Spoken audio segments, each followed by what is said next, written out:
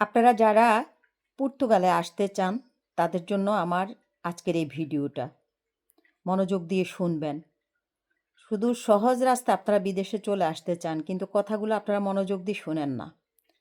পর্তুগালে যারা আসার জন্য চিন্তাভাবনা করছেন তাদের জন্য একটা সুখবর দীর্ঘদিন থেকে চলমান। যে কোনো সময় সুখবরটা দুষ্খবর মানে খারাপ খবরে পরিণত হতে পারে। এটা নিয়ে অলরেডি আলাপ আলোচনা চলতেছে সরকার পক্ষ থেকে, যদিও আপাতত কোনো সরকার নাই পর্তুগালে। ডানপন্থী সরকার ছিল, তো তাদের নানান হঠকারিতার কারণে তারা ক্ষমতাচ্যুত হয়েছে। তো সামনে নির্বাচন, এই নির্বাচনও ডানপন্থী সরকারই আসবে।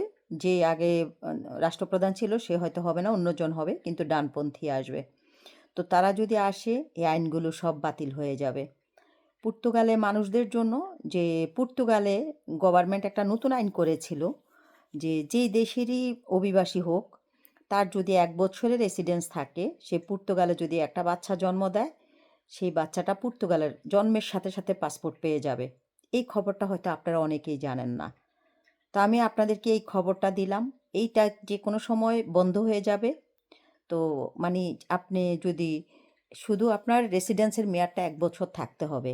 আপনি যদি স্টুডেন্ট ভিসায় যান তাও অসুবিধা নাই, ওয়ার্ক পারমিটে গেলে অসুবিধা নাই, যে কোনো অভিবাসী হলে, আপনার অ্যাসাইলাম সিকার হলে অসুবিধা নাই। যদি সেখানে আপনি যান, আপনার রেসিডেন্সের টাইমটা 1 বছর টাইম থাকতে হবে। মা অথবা বাবা দুজনের যে কোনো একজনের 1 বছর রেসিডেন্সের মেয়াদটা থাকলে এর মধ্যে যদি আপনার বাচ্চা জন্ম হয়, বাচ্চার সাথে সাথে পাসপোর্ট পেয়ে যাবে। বাচ্চার পাসপোর্টের কারণে ইউরোপের সব দেশ আপনার জন্য উন্মুক্ত হয়ে যাবে। যদি বিস্তারিত জানতে চান আমাকে প্রশ্ন করবেন। এটা সম্পর্কে আরও বিস্তারিত আমি আপনাদেরকে দেওয়ার জন্য আগ্রহী আছি। ভালো থাকবেন।